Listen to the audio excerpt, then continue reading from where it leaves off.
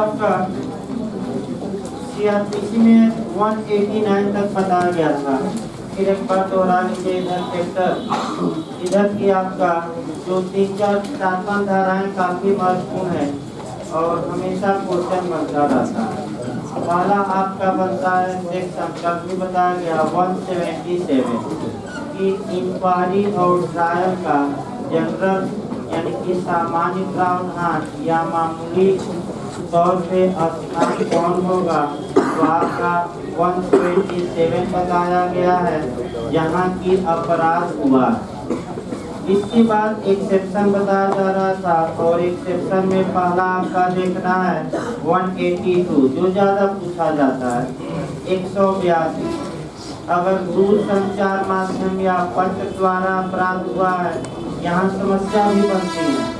तो जहाँ से पत्र भेजा गया और जहाँ क्या हुआ अपराध। अगर इलेक्ट्रॉनिक संदेश का दे तो जहाँ से इलेक्ट्रॉनिक संदेश भेजा गया और जहाँ जहाँ इलेक्ट्रॉनिक संदेश प्राप्त हुए, इन जितने भी कोर्ट है ये सबको जांच और विचारण की क्या होगी अधिकार, ये याद रखना है। यात्रा या जल यात्रा भी पूछा गया है 183 तो जहाँ से यात्रा प्रारंभ हुई, जिन जिन क्षेत्रों से चली और जहाँ समाप्त हुई, ये सभी न्यायालयों को इंक्वायरी और ट्रायल का अधिकार होगा। इसके बाद 186 महत्वपूर्ण थी कि अगर 2 या 2 से अधिक न्यायालय एक ही अपराध का संज्ञान लेकर जांच या विचारण शुरू करेंगे तो आपका कौन डिसाइड करेगा कि कौन न्यायालय जांच विचारण करेगा, तो ये डिसाइड उच्च न्यायालय करेगा। और कौन उच्च न्यायालय, कल आपका नियम बताया गया था। 188 से ज़्यादा क्वेश्चन बनता है, भाई सतर्क रहना है। भारत से बाहर अपराधों में जांच और विचारण का स्थान, तो 2 शब्द याद रखिएगा। भारत के बाहर अगर कोई व्यक्ति अपराध किया है तो भारत में इंक्वायरी और ट्रायल किस स्थान के कोर्ट द्वारा किया जाएगा, तो एक लाइन जहां अभियुक्त क्या हो पाया जाए, लेकिन किसकी पूर्व सम्मत से बताया गया था, केंद्रीय सरकार। 2 शब्द याद रखना है। इसके बाद 189 भी पूछा जाता है कि भारत से अपराधों में, भारत से बाहर के अपराधों में अगर एविडेंस लेना है तो क्या जारी होगा, समन की, वारंट के, पत्र के, लिखित आदेश के, आपका कह सकते अनुरोध पत्र की, कमीशन और 166 ए आ जाए और अन्वेषण शब्द लिख दे, तब क्या मारेंगे, लेटर ऑफ रिक्वेस्ट। ये आपका कल बताया गया था। अब अगला अध्याय आइए, अगला अध्याय आपका अध्याय नंबर 14 शुरू किया जाए और आपका मजिस्ट्रेटों द्वारा अपराधों का संज्ञान, यानी कि मजिस्ट्रेटों द्वारा अपराधों का संज्ञान या आपका कार्यवाहियाँ शुरू करने के लिए अपेक्षित शर्तें। इसकी भूमिका देखिए, चांस ये रहता है कि भूमिका से भी क्वेश्चन आ जाता है। देखिए आपका सबसे पहले जो न्यायिक कार्यवाही शुरू होती है, भी पूछ सकता है कि सबसे पहले जुडिशियल प्रोसीडिंग में कौन आता है।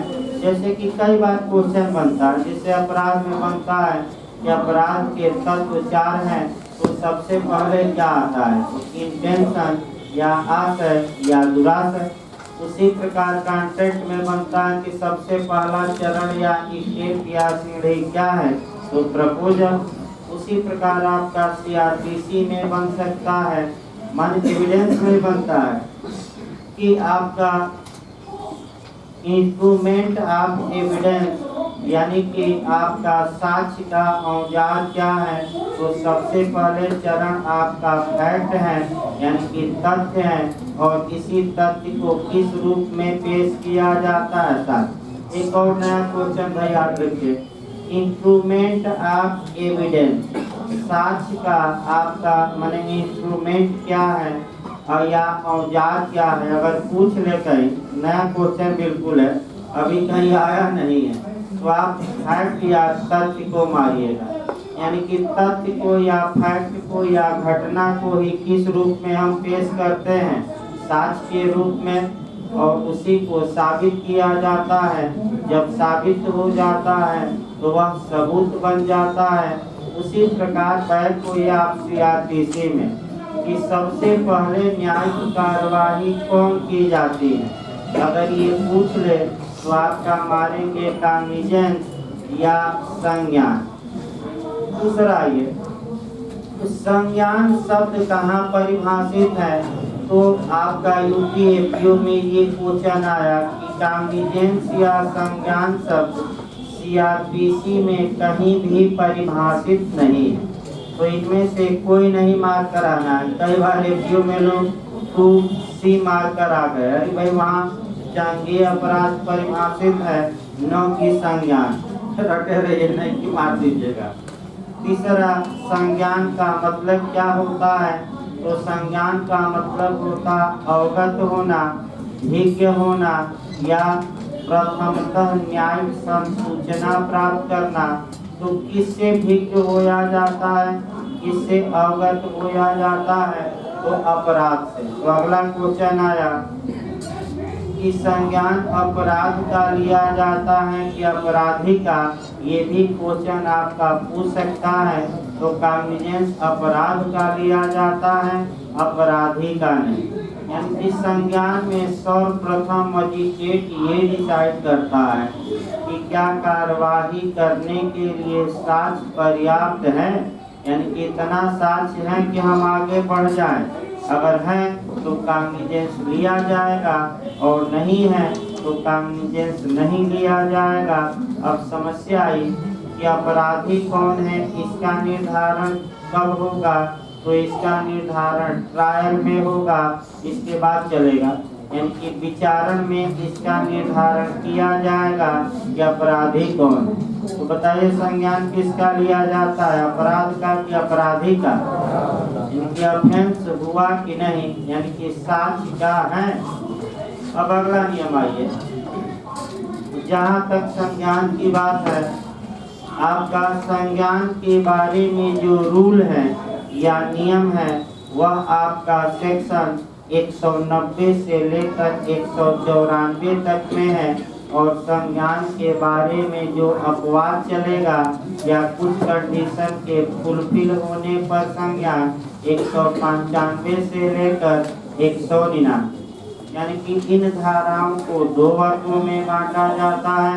190 से लेकर 194 जनरल रूल है, और इस पर अपवाद कहिए या प्रतिबंध कहिए या कुछ कंडीशन या शर्तों की पूर्ति होने पर ही संज्ञान 195 से लेकर 199। इसका कंसेप्ट एक बार बना लीजिए।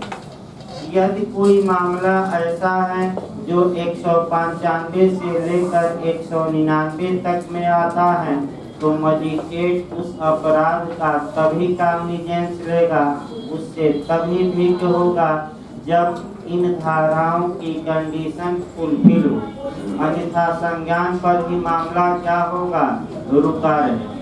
तो नियम कहाँ से कहाँ तक है? 190 से कहाँ तक? और आपका शर्तें या अपवाद 195 से लेकर 199। यहाँ दो भी क्वेश्चन आता है।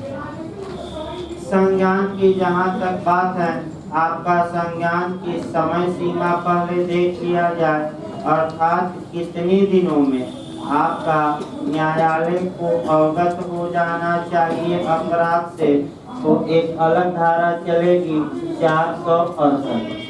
यानी कि यहाँ से भी क्वेश्चन बना भाई, एक दो उदाहरण भी मैं बताऊंगा, नए नए उदाहरण एक दो देखा जाएगा, पुराने जो रिपीट किया हो तो देखा ही जाएगा। देखिए 468 यानी कि 468 में आपका कॉग्निजेंस का लिमिटेशन दिया गया है, समय सीमा दी गई, और ये समय सीमा गलत ना हो, यहाँ से एक क्वेश्चन बनता है, थोड़ा सतर्क रहिएगा। अगर किसी अपराध में मात्र फाइन का दंड हो, यानी कि केवल जुर्माने का दंड हो, तो संज्ञान 6 मास के अंदर, याद रखिए कितने मास। अगर किसी अपराध